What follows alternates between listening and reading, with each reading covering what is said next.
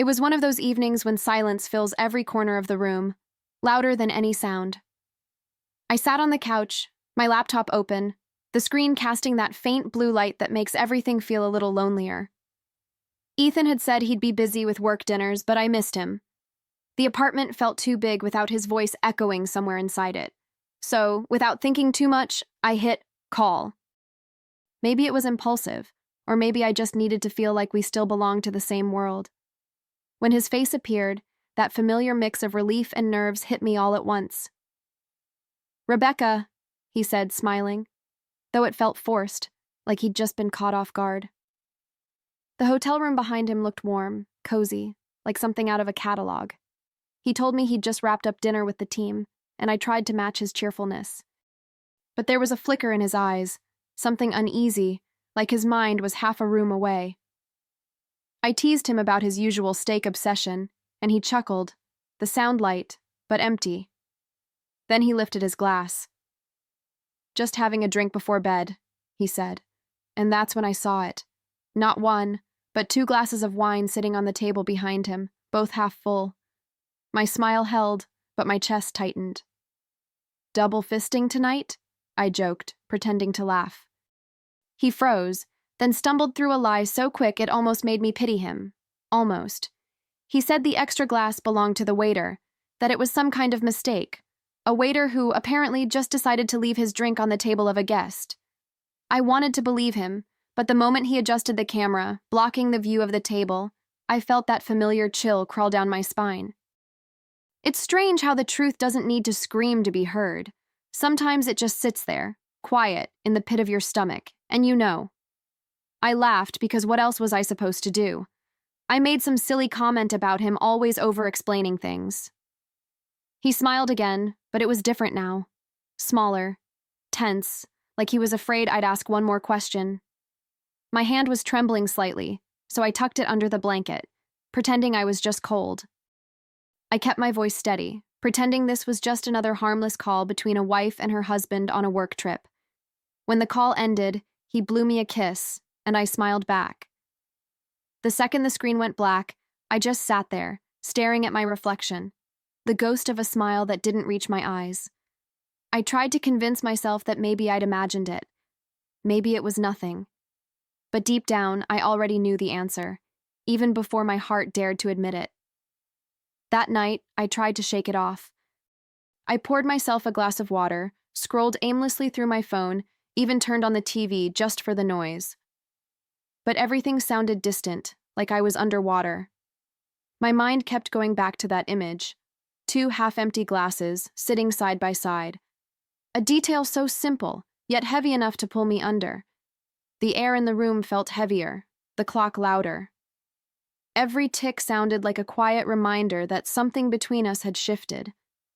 I replayed the call in my head over and over. The nervous laugh. The quick camera angle change. The way he swallowed before answering, like his throat had turned dry. I'd seen that look before, not on him, but on people who are suddenly caught between truth and exposure. I didn't want to believe it was real, because if it was, then everything I thought I knew about my marriage might already be gone. When I finally went to bed, I didn't turn off the lamp. I lay there, staring at the ceiling, pretending to drift off, hoping morning light would make me feel foolish, that I'd wake up and laugh about how paranoid I'd been. But deep inside, I knew that the night had whispered something I could never unhear. And once that kind of doubt creeps in, it doesn't leave easily. I didn't sleep that night. Every time I closed my eyes, I saw those 2 glasses again, half full, perfectly placed, waiting for someone to return. My mind kept twisting it into different versions of the truth, like a film reel looping on repeat. I told myself he wouldn't do that to me. Ethan wasn't that kind of man. But then, I remembered how quickly he'd changed the camera angle, how his smile had cracked for just a second. That tiny fracture in his confidence haunted me more than the wine itself. By morning, I felt heavy, like I'd carried the whole night on my chest. I made coffee but didn't taste it. I tried to scroll through messages, answer emails, pretend to be functional. But it was all background noise to the real conversation happening inside my head. Doubt is cruel. It doesn't scream, it whispers. It whispers when you're brushing your teeth, when you're pouring milk, when you're trying not to care. Finally, I did what I always do when my thoughts turn poisonous. I texted Nina. She's the one who knows my moods before I even say a word. There were 2 glasses on his table. I know what I saw, I wrote. She replied in seconds. Maybe it was a colleague? Maybe. That word hung in the air like an escape hatch. But then I thought, if it were just a colleague, why hide it? Why lie? Why did it feel like he was already protecting someone else? Later that morning, I sent Ethan a simple text. Hope your meetings go well today. Love you. I stared at the message for a moment before pressing send, as if love itself needed permission to leave my phone. Hours passed. No reply. The silence between us stretched like a long, invisible thread, tugging harder with each minute. When he finally responded, busy day, babe. Don't wait up. Love you too. It felt mechanical, like something he typed out of habit, not affection. And that scared me more than the second glass ever did. I tried to brush it off, to remind myself that he was working, that I was overthinking. But something in me had changed. I wasn't just his wife anymore. I was becoming a quiet detective in my own marriage, collecting fragments of unease like evidence. His words didn't feel warm anymore. They felt like a cover story, carefully written, line by line. By afternoon, the ache of not knowing was worse than the possibility of betrayal. So I made a decision, one small, deliberate act of self-preservation. I called the hotel where his company booked their stays, pretending to be a travel assistant. My voice sounded calm, almost detached. Hi, this is Sarah from corporate travel for Mr. Ethan Miller, I said. The receptionist's tone was polite, routine, until she read the name on the reservation. Yes, he's checked in, under Mr. and Mrs. Miller. My heart stopped. For a moment, even breathing felt dishonest. I hung up the phone and just stood there, staring at the wall. Mr. and Mrs. Miller. The words echoed in my head, sharp and heavy, each one cutting a little deeper. I felt my knees weaken, but I refused to sit down. Crying would have made it real, and I wasn't ready for that. Instead, I just listened to the silence in my apartment, the kind that hums when you're trying not to break. It's funny how heartbreak doesn't explode. It seeps in, slow and deliberate, like ink spreading through water. I started pacing, trying to convince myself there had to be a mistake. Maybe it was a system error, maybe another Miller, another wife. But deep down, I already knew the truth. My name was no longer the one written beside his. I had been replaced, at least for that weekend, with someone else who didn't belong there. The thought made my stomach turn, but also, it sparked something colder, something sharper. That night, I didn't cry. I didn't call him either. I just sat by the window, watching the city lights flicker below, thinking about every story I'd ever told myself about us. How loyal we were, how strong, how unshakable. And somewhere between the reflection of those lights and my own tired eyes, I made a quiet promise to myself. I wouldn't confront him yet, not until I had proof, not until he handed me the truth with his own hands. The next morning, everything looked the same sunlight creeping through the curtains, the same smell of coffee in the air. But something inside me had shifted. I wasn't just the woman waiting for her husband's call anymore. I was the woman watching, listening, waiting for the truth to show itself. I told myself not to react, not yet. I needed him to hand me his lies wrapped neatly in his own words. That's when I decided to set the stage. That evening, I texted him. Just thinking about you. Can we do another video call tonight? It sounded innocent, affectionate, exactly what he expected from me. His reply came fast, a little too fast. Tonight? I might be late. The team's having a wrap-up dinner. I smiled at the screen, not because I was happy, but because I knew exactly what he'd say. Perfect, I typed back. I'll call you at dessert. I wanted him to feel safe, careless even. At 9 p.m., I made the call. He answered with that same dim restaurant lighting behind him, pretending it was just another late night at work. But this time, I was ready. My fingers hovered over the screenshot button, steady, patient. And then I saw it, the faint reflection of a woman's arm in a red dress, captured perfectly in the curve of his wine glass. My heart didn't race this time. It slowed, because the truth was no longer something I feared. It was something I owned. I looked straight at him through the screen and smiled, not the kind of smile he knew, but one that hid a storm beneath it. "You look so handsome tonight," I said, my voice steady, almost tender. He laughed, adjusting his tie, that same easy charm he used on everyone. "You think so?" he said. For a second, I could almost admire how effortless he was at pretending. Almost. "Yeah," I replied, leaning closer to the camera. "I just wish I could see your dinner companion, too." The silence that followed was sharper than any scream. He froze. His eyes flickered down, then back up, as if he were searching for the right script and realizing it was gone. I didn't blink. I wanted him to feel the weight of my gaze, to know that I wasn't blind anymore. "Oh, right," I added softly, my tone light but loaded. "You said it's a team dinner, not a date, right?" He didn't answer. Just that fake, tight smile, the one people wear when they know the game's over but haven't figured out whether to confess or keep lying. I let him twist for another heartbeat, then he ended the call abruptly, his screen fading to black. I sat there staring at my reflection again, this time not as the woman who'd been fooled, but as the woman who finally had everything she needed. After the call, I didn't cry, and I didn't scream. I just sat there with my phone still in my hand, the image frozen on the last frame, Ethan's face caught between guilt and fear. I zoomed in on the reflection again, making sure I wasn't imagining it. The red sleeve, the curve of a woman's wrist, the shimmer of gold jewelry catching the restaurant light. It was all there. Proof, at last. Cold, undeniable proof. And strangely, it didn't hurt the way I expected. It felt clean, like the air right after a storm. I saved the screenshot, labeled it, and sent it to my private folder. My hands were steady. My heart wasn't racing anymore. That was when I realized something powerful. Betrayal doesn't just break you, it rearranges you. It teaches you a language you never wanted to learn, one made of silence and strategy. And I was fluent now. That night, I poured myself a single glass of wine, turned off my phone, and sat by the window. The city outside was alive, unaware of the war I'd just started quietly in my living room. I wasn't planning to expose him yet, not tonight.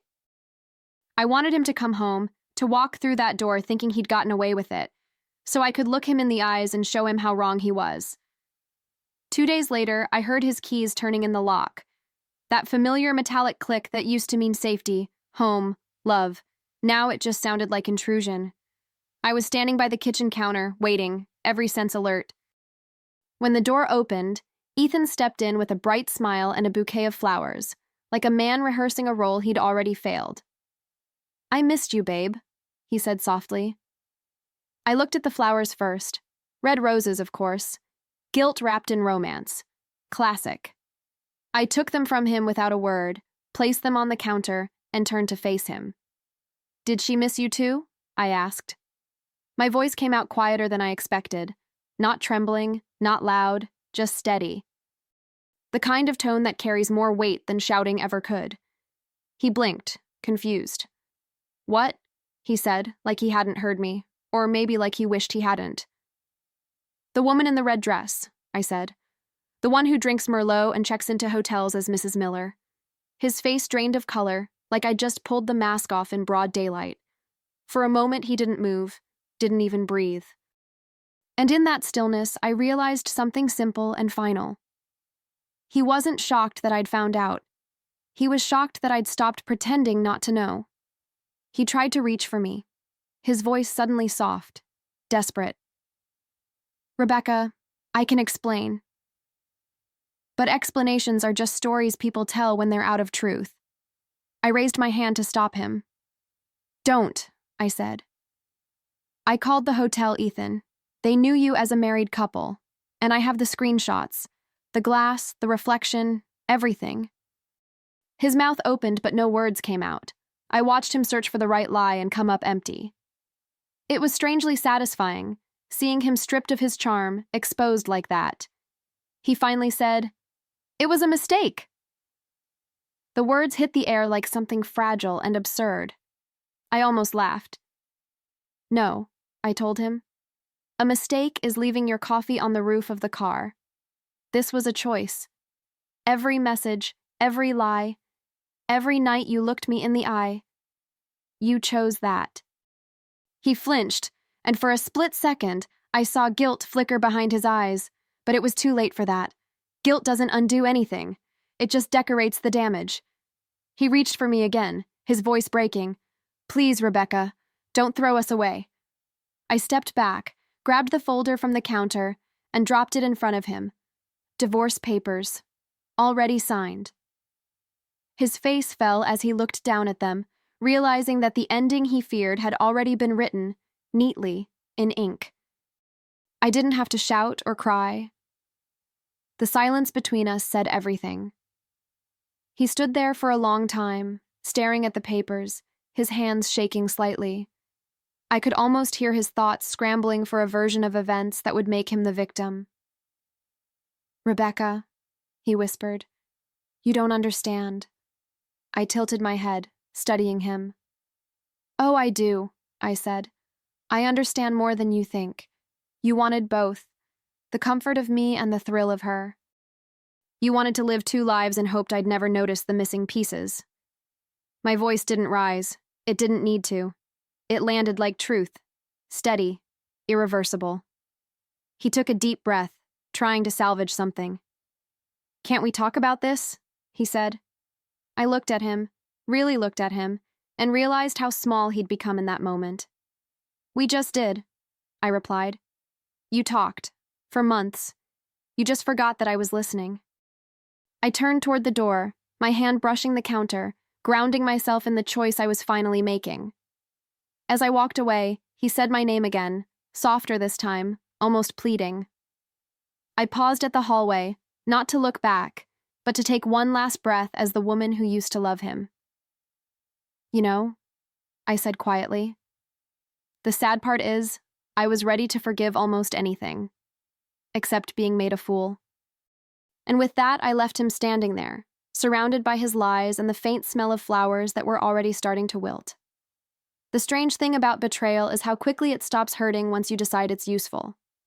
A few days after he left, I sat at my desk, coffee in hand, scrolling through our old messages and his travel emails. Every word, every date, every receipt was a breadcrumb leading to his undoing. I wasn't doing it out of spite, at least that's what I told myself. I was doing it because he had turned our marriage into a lie, and someone needed to rewrite the ending with truth. I gathered everything, the screenshots, the timestamps, the hotel receipts, all carefully labeled and organized. It wasn't revenge in the cinematic sense. There were no screaming matches or slashed tires. This was quieter, sharper, the kind of revenge that doesn't destroy your peace. It restores it. I drafted an anonymous email to his company's HR department with the subject line, "Misuse of company funds during personal travel." When I hit send, my hands didn't shake. I just sat there, watching the message disappear into cyberspace, carrying years of deceit with it. I thought I'd feel guilt, or maybe satisfaction, but what I felt was something simpler: balance. For the first time in months, I felt the weight of him start to lift off my chest, piece by piece, like the air was finally my own again. 2 weeks later, he came home shouting. The sound of the door slamming echoed through the apartment, a stark contrast to the calm I'd been living in. "You destroyed my life," he yelled, his voice raw with panic. I didn't move. I was sitting on the couch, sipping tea, the same way someone might watch a thunderstorm from behind glass, untouched. "I didn't destroy anything," I said evenly. "I just helped everyone see what you really are." His eyes widened, not with remorse, but disbelief. He wasn't used to me being unshakable. He ran his hands through his hair, pacing. "You'll regret this, Rebecca." The threat hung in the air, weak and hollow. I looked up at him, finally meeting his eyes. "I already did," I said quietly. "Every time I believed your lies." My calm infuriated him more than any shouting ever could. That's the secret about men like Ethan. They thrive on reaction. Take that away, and they have nothing left to hold on to. He grabbed his suitcase, muttering curses under his breath, and slammed the door on his way out. The moment it clicked shut, the apartment exhaled with me, as if the walls themselves had been waiting to be free of him. I sat there for a long time, in the silence he left behind, feeling something I hadn't felt in months: peace. It wasn't loud or triumphant. It was soft, steady, and entirely mine. After he left, the apartment felt different, lighter, as if it finally belonged to me again. I walked through each room slowly, touching the furniture, straightening a picture frame, opening the windows wide. It wasn't sadness anymore that lingered. It was clarity. For so long, I had been trying to save what was already gone. Now, I was simply cleaning up the ruins, making space for whatever came next. Freedom, I realized, doesn't always arrive with fanfare. Sometimes it comes quietly, wearing the face of solitude. In the days that followed, I started sleeping better. I'd wake up without that heavy feeling in my chest, without checking my phone for his messages. I took long walks, rediscovered my own rhythm, even laughed at small things again, things I hadn't noticed in years. It was as if every lie he told had taken a piece of me, and now, piece by piece, I was taking them back. I didn't block his number. I didn't need to. Men like Ethan crave attention, even after the door closes. The silence I gave him was louder than any goodbye. And every time I passed by the wine rack, I'd catch a glimpse of a half-empty bottle and smile. Not because it reminded me of him, but because it reminded me of the night I stopped being afraid of the truth. Months later, I found myself at a rooftop restaurant with Nina. The kind of place that overlooks the whole city, where the air feels alive, where laughter blends with clinking glasses and the hum of evening conversations. The skyline shimmered around us, and for the first time in a long while, I wasn't pretending to be okay. I was okay. Nina was talking about something funny from work, and I caught myself laughing, really laughing, the kind that starts in your stomach and makes your eyes water. I had almost forgotten what that felt like. When the waiter arrived, he placed 2 glasses of wine on the table, one red, one white. I looked at them, and a tiny smile tugged at my lips. "Red or white?" Nina asked, her voice light. "Both," I said, grinning. "One for me and one for the woman I used to be." She laughed, but I meant it, because that version of me, the one who waited, doubted, forgave too much, deserved to be toasted too. She was gone, yes, but she had gotten me here. As the city lights danced in the reflection of those 2 glasses, I raised mine slowly, feeling the night breeze brush against my skin. That second glass no longer represented betrayal. It was freedom, proof that I could rebuild, rediscover, and start again without needing his apology or his presence. Once that second glass had broken me. Now it reminded me that I'd survived. They say trust breaks like glass. Once shattered, it never fits the same again.